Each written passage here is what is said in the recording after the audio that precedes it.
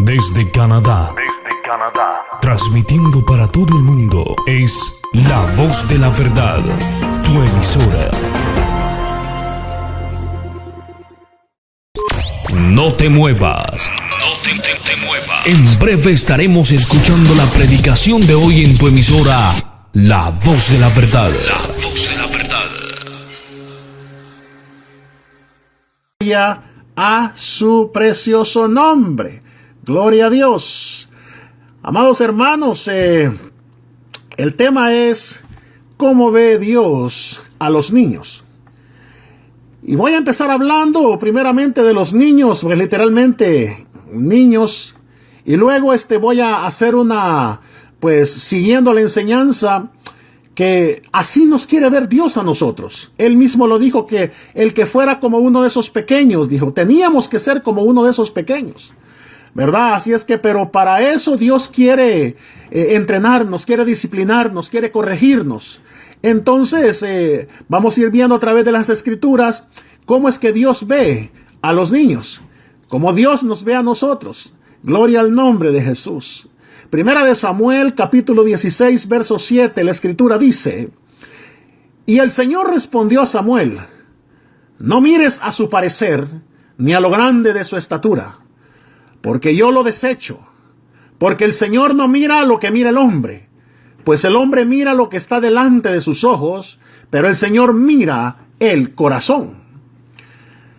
Muchos padres no sienten, hermanos, que sus hijos son importantes o que valen tiempo y esfuerzo.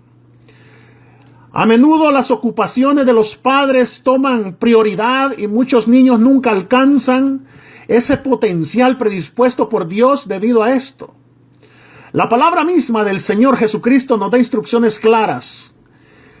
Cómo Él ve a todos, incluyendo a los niños. Él dice que Él ve el corazón. Nuestra cita clave está sacada de la historia de Samuel.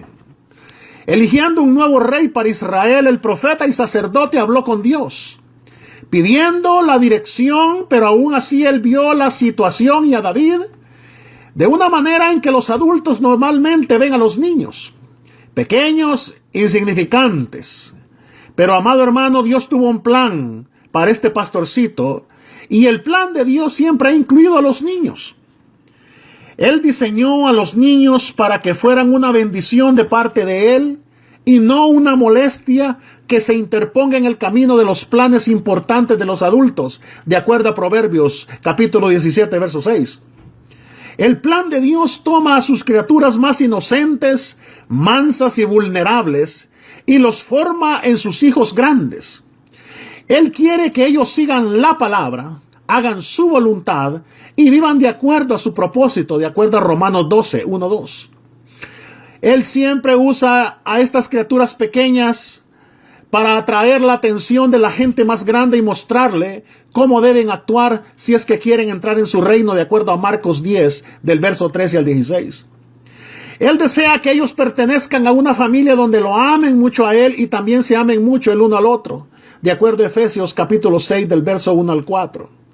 Él planea que la familia ame a aquellos a su alrededor de tal modo, hermanos, que compartan las buenas nuevas de su palabra, de acuerdo a Génesis 18, del verso 17 al 19. Y Él quiere que todos disfruten una vida abundante, de acuerdo a Juan 10, 10. Ahora mire, en una de las lecciones tituladas Cuando sigues una estrella y hallas un establo, de John Maxwell, él relata la siguiente historia. Dice que en el año 1809 el mundo entero esperaba ver y oír lo que Napoleón Bonaparte, proclamado a sí mismo como emperador de Francia, diría. Él ya había ganado la gran batalla naval de Trafalgar en 1805 y estaba marchando dentro de Europa, conquistando toda nación, aparentemente sin nada ni nadie que lo detuviera. La historia revela que el año 1809 fue un año importante, hermanos. No debido a Napoleón, sino debido a los bebés que nacieron ese año. Por ejemplo, William Edward Gladstone, que llegó a ser el primer ministro de Gran Bretaña en 4 ocasiones diferentes, un gran político. Alfred Lord Tennyson llegó a ser un poeta inglés de quien su efecto profundo en la literatura todavía continúa hasta hoy, una gran figura literaria. Oliver Wendell Holmes llegó a ser un escritor y médico americano quien ayudó al adelanto de las técnicas de esterilizar para así remover infecciones bacteriales en las cirugías y en el proceso del parto, un gran médico. Charles Darwin nació el 12 de febrero de 1809, creció para convertirse en un científico británico y en el padre de la teoría moderna de la evolución. Su teoría cambió el pensamiento de los científicos y de la sociedad moderna en general. Abraham Lincoln nació el 12 de febrero de 1809, el mismo día que Charles Darwin, en una cabaña de una aldea pequeña de los Estados Unidos. Él llegó a ser el presidente número 16 y conservó la unión de los Estados americanos, anuló la esclavitud de los Estados Unidos e influenció a mucha gente a que hiciera lo mismo, y fue un gran líder y amador de los derechos iguales para toda la humanidad. Felix Mendelssohn nació en Alemania, fue el nieto de un filósofo judío, se convirtió en un genio de la música de los primeros años del siglo XIX, un gran músico. Ahora, los logros de estos hombres tocaron a todo el mundo, hermanos, y tuvieron mucho más efecto sobre la humanidad que la marcha de Napoleón. Pero no parecía así en el año 1809. Después de todo, hermanos, ellos solamente eran bebés. El mundo entero ve a los bebés como algo especial, pero que no son importantes para los asuntos de los hombres. Carl Sandburg dijo: un bebé es la opinión de Dios de que el mundo debe continuar. Mira, la palabra de Dios está llena de historias sobre niños. Por ejemplo, Caín fue el primer bebé que nació en el mundo, pero él no siguió los caminos de Dios, de acuerdo a Génesis 4 y Génesis 5. Él creció para convertirse, hermanos, en el primer asesino de su propio hermano. Isaac fue el bebé prometido de Dios, quien nació 20 años después de que Dios habló con su padre Abraham y le dio las buenas noticias de que tendría un hijo, de acuerdo a Génesis 15. José fue el primogénito de Raquel, la esposa preferida de Jacob, de acuerdo a Génesis 30. Vemos la mano de Dios, amados hermanos, en su vida durante muchas circunstancias difíciles. Él salvó a su familia y a la nación de Israel de la hambruna. Moisés inspiró a muchos que confiaran en el Dios que protege y guarda los suyos, de acuerdo a Éxodo 2. Él creció para sacar a una nación entera fuera de la esclavitud sin pelear una batalla de la noche a la mañana. Samuel fue dedicado al Señor antes de su nacimiento, de acuerdo a 1 Samuel 1. Dios le dio a su madre 5 hijos más. Juan el Bautista fue un bebé milagro, nació de padres muy ancianos. La Biblia habla sobre el bebé Juan mientras que él todavía estaba en el vientre de su madre. Dice Lucas 1:15, porque será grande delante de Dios, no beberá vino ni sidra, y será lleno del Espíritu Santo aún desde el vientre de su madre. Todas estas historias, amado hermano, y muchas más, nos muestran la importancia de los bebés ordinarios que nacieron en familias ordinarias. En realidad, ningún bebé es ordinario. Todo bebé es un milagro de Dios y es un potencial para el inicio de cosas nuevas y grandes, amado hermano. George Bernard Shaw dijo: la vida es una llama que siempre se está apagando a sí misma, pero se vuelve a prender cada vez que un niño nace. Pero ¿cómo ve el diablo a los niños? Y mirando los diferentes tiempos de la historia, es interesante que notemos algo, amados hermanos, que el diablo sabe dónde empezar la destrucción de un enemigo matando a los bebés. Faraón ordenó la matanza de todos los bebés recién nacidos para detener el crecimiento de Israel, de acuerdo a Éxodo 1:16. Pero Moisés fue preservado y creció en el palacio del faraón, de acuerdo a Éxodo 2:1-10. Herodes ordenó la matanza de todos los bebés menores de 2 años de edad, después de que los reyes sabios de Oriente vinieron buscando al bebé Jesús. José obedeció las instrucciones del ángel y llevó a su familia a Egipto para escapar de esta matanza, de acuerdo a Mateo capítulo 2. Hoy en día, hermanos, los niños son el blanco principal del ataque del enemigo contra la humanidad. Y solo basta que ver algunas estadísticas, hermanas, sacadas de revistas, donde prácticamente se dice que 35,000 niños menores de 5 años de edad mueren cada día debido a la desnutrición. 40 millones de niños son abortados cada año. O sea, el 29% de los bebés concebidos nunca nacen, hermanos. 2 millones de niños mueren cada año debido a que no son vacunados. 2 millones de niños murieron en la guerra durante los últimos 20 años, hermanos. Pero ¿cómo ve Dios a los niños? Nuevamente. En Mateo capítulo 18 del verso 1 al 6 dice: en aquel tiempo los discípulos vinieron a Jesús diciendo: ¿quién es el mayor en el reino de los cielos? Y llamando, oiga bien, Jesús a un niño, lo puso en medio de ellos y dijo: de cierto os digo, que si no os volvéis y os hacéis como niños, no entraréis en el reino de los cielos. Así que cualquiera que se humille como este niño, este es mayor en el reino de los cielos. Y cualquiera, no solamente la iglesia, cualquiera que reciba en mi nombre a un niño como este, a mí me recibe. Y cualquiera que haga tropezar a alguno de estos pequeños que creen en mí, mejor le fuera que se le colgase al cuello una piedra de molino de asno y que se le hundiese en lo profundo del mar. No solo estaba hablando de los niños literalmente, estaba hablando de nosotros como iglesia, hermano. Oiga bien, como iglesia. ¿Por qué? En todo el sinóptico de los evangelios, Jesús nos da un entendimiento claro, hermanos, de cómo Él ve a los niños. El mayor en su reino, hermano, oiga bien, es aquel que cambia su actitud de adulto para tener el carácter de un niño. Cualquiera que haga daño, ofenda a uno de sus niños, ya sea en realidad un niño o un creyente con el carácter de un niño, estará en un problema serio. Aquellos que reciben a los niños en su nombre, lo reciben a Él. O sea, el cielo va a estar lleno de gente de quienes su carácter son, hermano, como el de un niño. Los discípulos trataron de despedir a los niños que eran presentados a Jesús. Ellos pensaron que el maestro estaba muy ocupado con cosas más importantes, como para tomarse un tiempo con tales niños. Pero el Señor Jesucristo se tomó el tiempo para bendecirlos y para hacer recordar a los adultos que los niños son importantes en su reino. Mire Marcos capítulo 10 del verso 13 al 16. Dice: y le presentaban niños para que los tocase. Y los discípulos reprendían a los que los presentaban. Viéndolo, Jesús se indignó. Oiga bien. Aleluya, Señor Jesús. Qué grande nuestro Dios.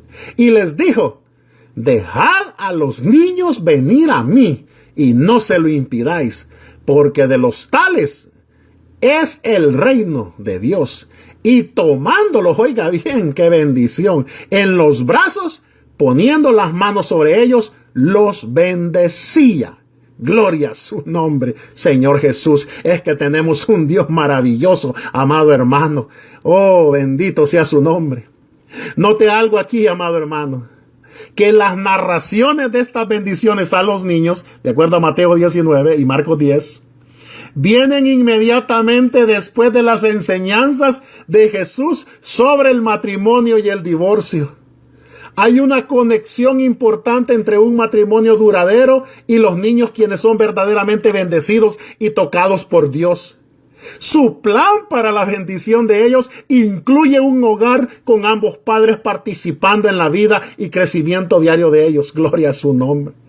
La iglesia primitiva obviamente entendió las lecciones que el Señor Jesús enseñó sobre el valor de los niños. Cuando el apóstol Pablo escribió a Timoteo dándole instrucciones para la iglesia en Efeso, él habló de lo importante que es que los santos cuiden de sus familias y provean para sus necesidades. Primera de Timoteo capítulo 5 verso 8 dice: porque si alguno no provee para los suyos y mayormente para los de su casa, ha negado la fe y es peor que un incrédulo. Esto es especialmente importante para los líderes de la iglesia, hermanos. Primera de Timoteo capítulo 3 versos 4 y 5 dice: que gobierne bien su casa, que tenga a sus hijos en sujeción con toda honestidad. Pues el que no sabe gobernar su propia casa, ¿cómo cuidará de la iglesia de Dios? Y no me voy a extender esto porque aquí está hablando de sujeción, hermano. Y esto es lo que vamos a tocar el día lunes. O sea, que tenemos que tener, oiga ahí lo que dice la palabra, en sujeción. Eso es lo que vamos a ver el día lunes, pero bien. Entonces, Los hijos, hermano, miren también cómo los mira el Señor, de acuerdo a Salmo 127, el verso 3 al 5, una escritura muy conocida.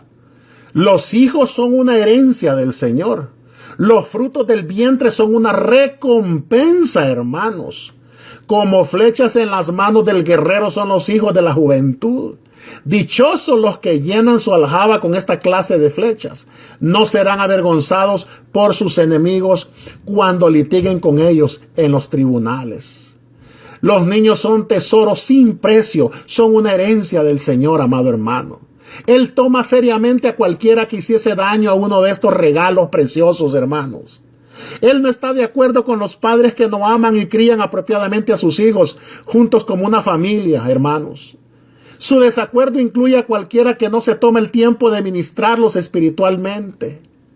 Durante la historia, hermanos, las naciones han sido conquistadas mediante la destrucción de los niños, usualmente mediante la caída de sus familias. Pero Dios siempre ha tenido un plan una y otra vez, amado hermano.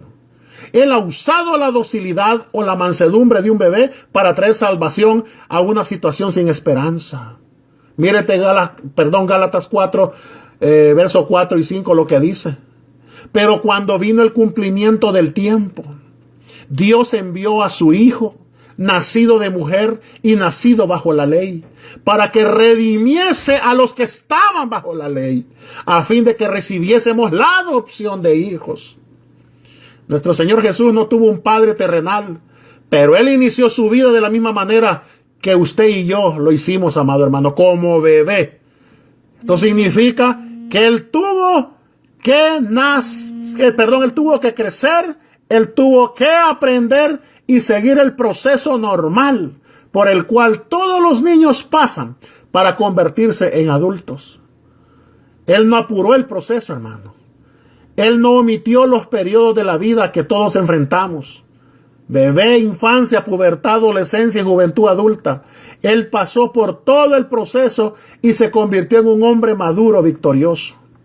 Lucas 2:40 dice, y el niño crecía y se fortalecía y se llenaba de sabiduría y la gracia de Dios era sobre él. Aunque ejércitos, hermanos, han tratado de destruir a los niños y reyes han tratado de pisotearlos, los bebés que Dios envía como medio de rescate, hermanos, siempre han sobrevivido. Los bebés crecen para ser niños. Los niños crecen para ser jovencitos y jovencitas, hermano. Después crecen para ser hombres y mujeres. Sin ellos la bendición de esperanza no continuaría. No vea la semilla de su principio, sino más bien el árbol de su madurez, a medida que das gozo, amado hermano. Suple las necesidades del futuro. Cuando vea a los niños, tenemos que ver líderes con visión, ver padres y madres de valentía y fe, ver una nueva generación de creyentes llevando la antorcha de la verdad hasta que nuestro Señor Jesús regrese. Gloria al nombre de Jesucristo, amado hermano. Qué bendición contar con nuestro Dios. Pero el Señor Jesucristo también por eso mismo nos disciplina. Y quiero hablar un poco acerca de esa disciplina para llegar, como empecé la escritura, de que quiere que seamos completamente preparados para toda buena obra, porque así nos ve Él. Así. Dice Salmo 94:12. Bienaventurado el hombre a quien tú, Señor, corriges y en tu ley lo instruyes. Ahora hemos visto cómo Dios nos muestra mediante la conciencia lo que es bueno y lo que es malo a sus ojos. Y aquí vamos a ver cómo Dios enseña a sus hijos a andar en obediencia a Él. Muchas veces parece que los impíos escapan con sus pecados y prosperan en esta vida. Mientras tanto, los hijos de Dios tienen muchas pruebas y problemas. En el Salmo 73, el salmista estaba quejándose a Dios sobre este mismo asunto. Y él dice, porque tuve envidia de los arrogantes, viendo la prosperidad de los impíos. Logran con creces los antojos del corazón. La idea de que el impío prosperaba le causaba mucho dolor al salmista, hasta que Dios le mostró lo que les pasaría a los impíos. Y ahí mismo dice, en el mismo Salmo 73, ciertamente los has puesto en deslizaderos, en asolamiento los harás caer, como han sido asolados, de repente perecieron, se consumieron de terrores. La verdad que surge aquí, amado hermano, es que en el mundo venidero los impíos recibirán el juicio final por sus pecados. Ellos pueden prosperar en esta vida, pero no pueden escapar del justo juicio de Dios, porque un día comparecerán ante el gran trono blanco, donde serán juzgados por sus pecados. Los hijos de Dios, hermano, tienen un privilegio que los inconversos no tienen. Ellos están bajo la disciplina de nuestro Padre Celestial. ¿Qué es disciplina, amado hermano?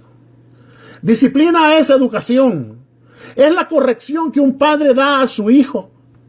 Un padre no disciplina a los hijos de los demás, pero presta cuidadosa atención a la educación de sus propios hijos.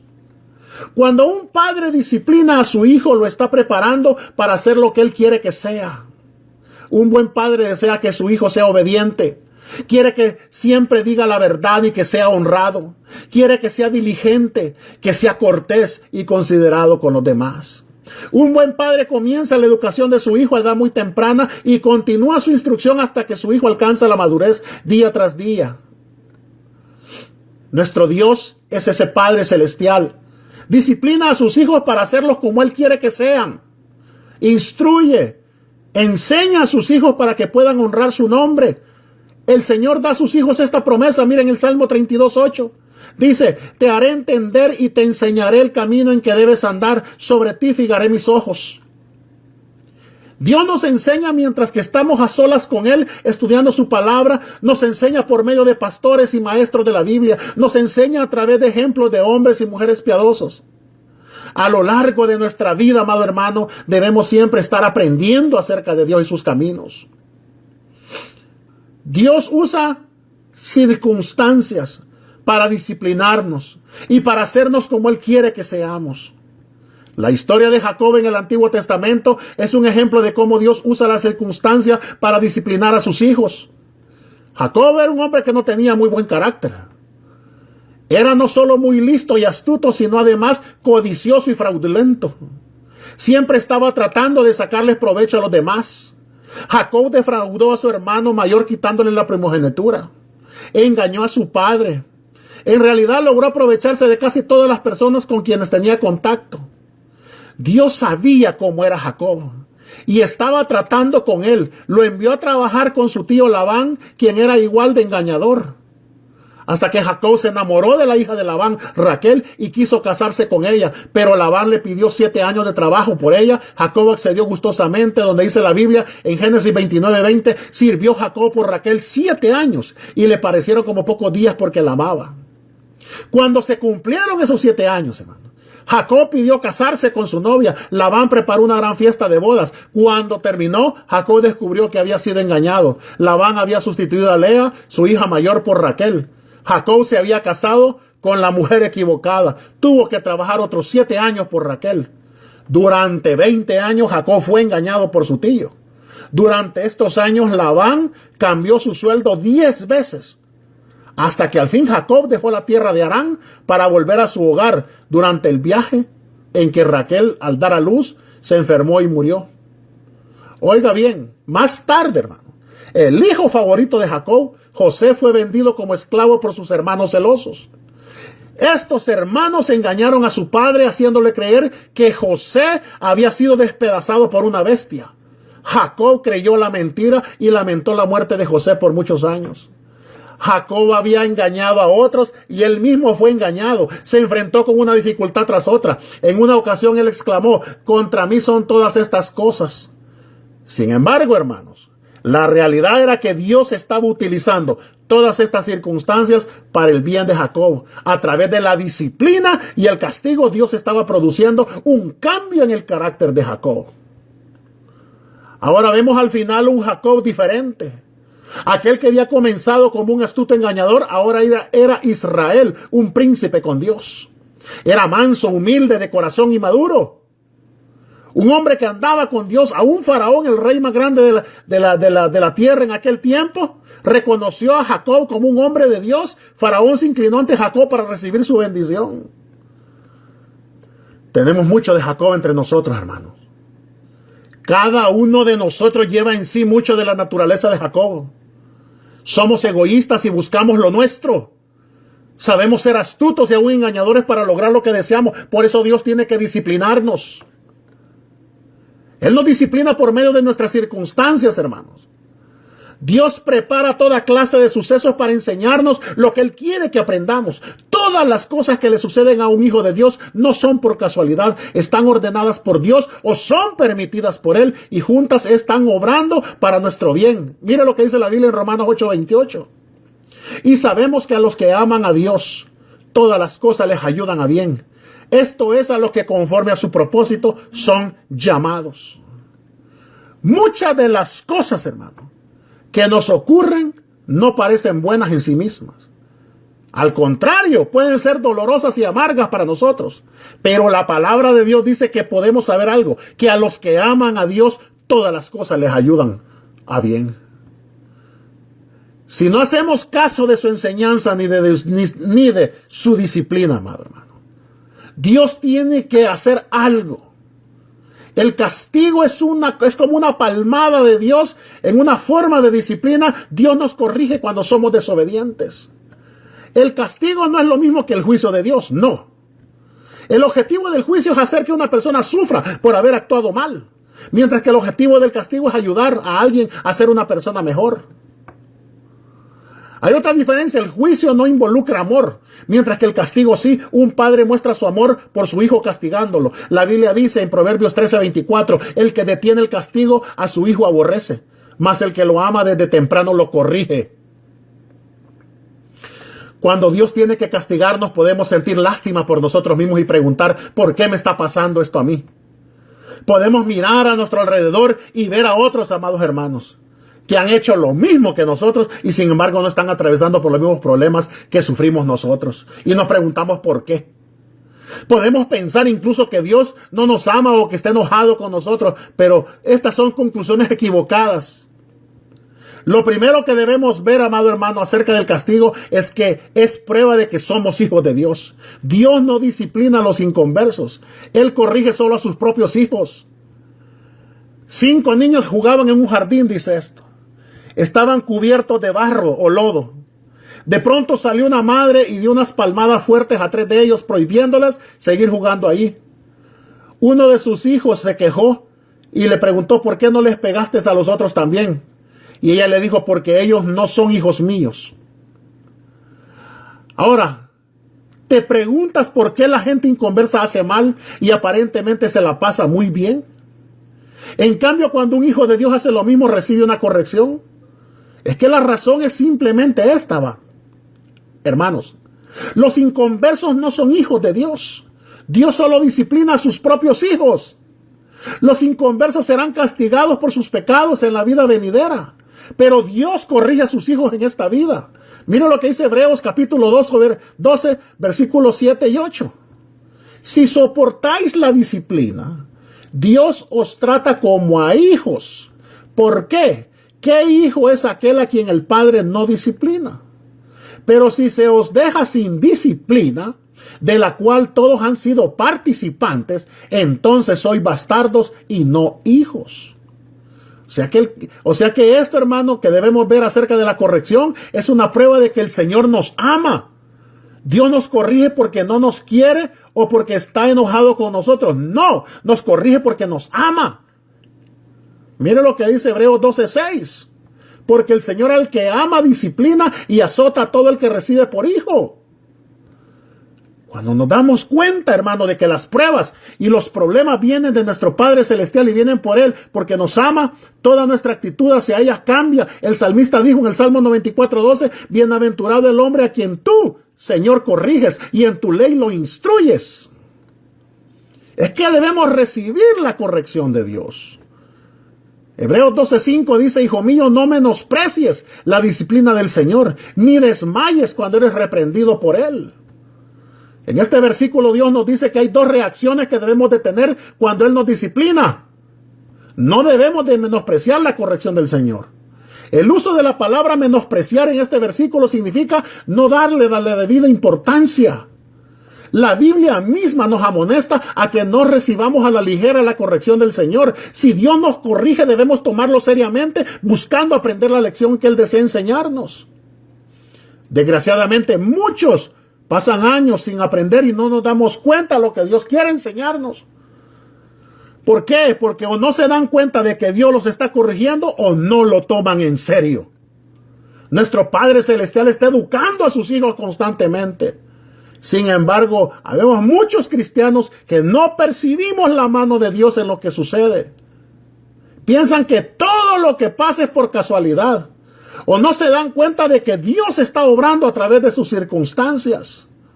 No se les ocurre que Dios está usando estas circunstancias para enseñarles sus caminos. Gloria al nombre de Jesús. Una de las primeras actitudes que debe de aprender un hijo de Dios es tomar en serio la corrección del Señor. No estamos pretendiendo decir que cada enfermedad o cada accidente o cada cosa que pase es corrección del Señor, pero deberíamos de prestar una atención cuidadosa a las circunstancias.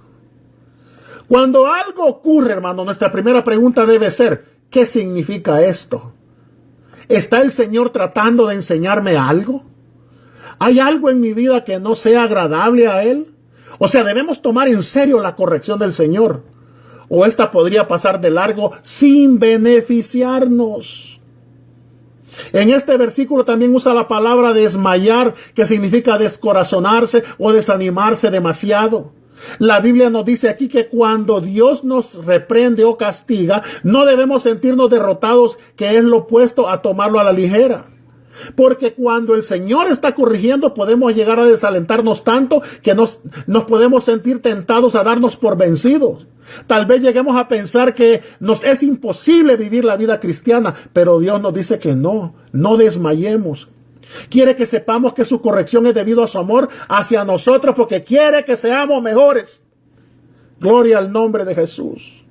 Hebreos 12:11 dice, en verdad que ninguna disciplina al presente parece ser causa de gozo, sino de tristeza. Pero después, dice, oiga bien, da fruto apacible de justicia a los que en ella han sido ejercitados. ¿En quiénes produce la corrección? El fruto apacible de justicia. Lo producen los que en ella han sido ejercitados, aquellos que son sumisos a la corrección de Dios, amado hermano. Gloria al nombre de Jesús, Santo de la gloria. Hebreos 12:13, ya para terminar, amados hermanos. Dice, por lo cual, levantad las manos caídas y las rodillas paralizadas, y haced sendas derechas para vuestros pies, para que lo cojo no se salga del camino, sino que sea sanado. ¿Qué significa esto? Significa que no vivimos para nosotros mismos, hermanos. Nosotros influimos en los demás. Otros siguen nuestro ejemplo. Si somos desobedientes, hacemos una senda torcida y ayudamos a otros que se desvíen. Pero si andamos en obediencia al Señor, dejamos una senda recta para que otros puedan seguir. Gloria al nombre de Jesús. Gloria a su nombre, Padre Celestial. Qué bendición, amado hermano. Y eso es lo que Dios quiere ver en nosotros. Que nosotros seamos hijos e hijas preparados completamente para toda buena obra. Sin embargo, en este proceso, amado hermano, Él va a tener que corregirnos. Él va a tener que tomar acción y, hermano, debemos tomarlo en serio. Empezar a nosotros a fijarnos en esas circunstancias por la cual Dios nos está entrenando, nos está equipando, amado hermano.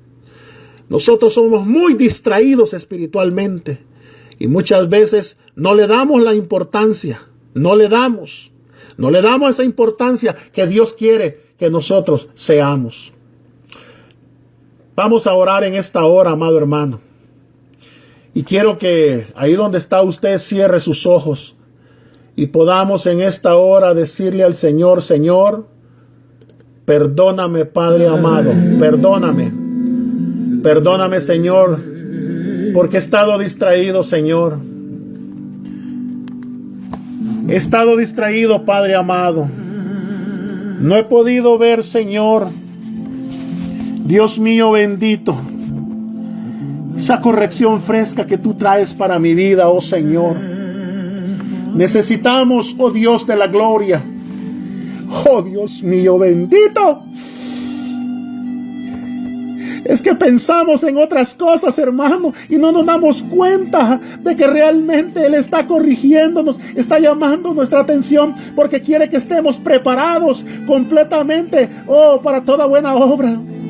Amado hermano, ¿te has dado cuenta de que hablamos tanto de que su venida está cerca?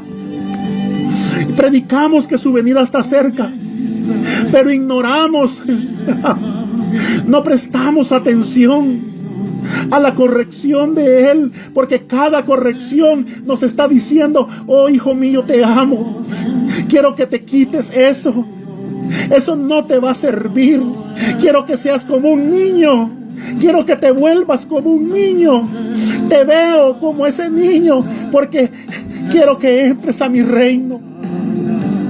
Tenemos que botar todavía, hermano, muchas veces el orgullo, la soberbia, la altivez y todas esas cosas, amado hermano, no nos dejan ver más allá. Oh Señor Jesús, gloria a su nombre.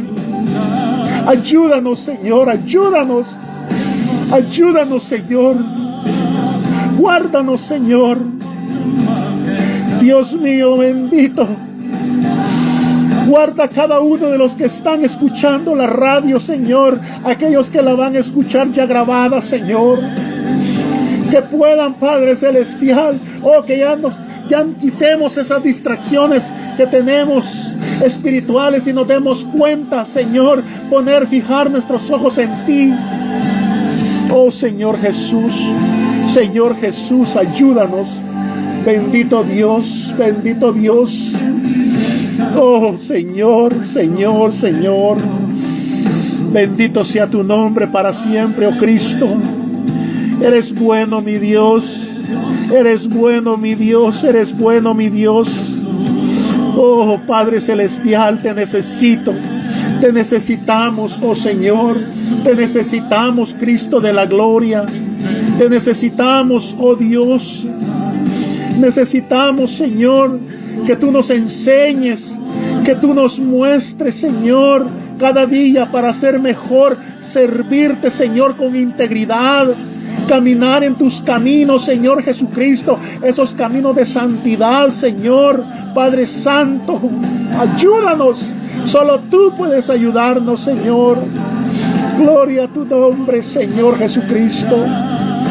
Oh, bendito Dios, gracias, Señor. Oh, Señor.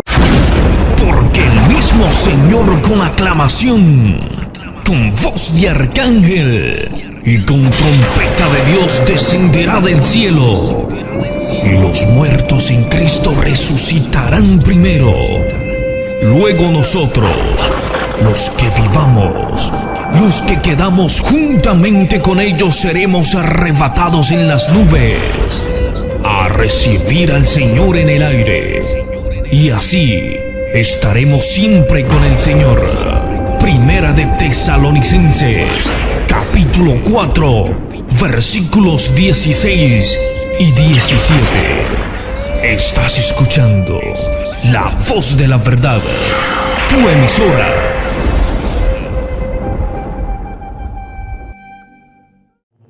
Muchas gracias por escucharnos. Esta es La Voz de la Verdad, tu emisora.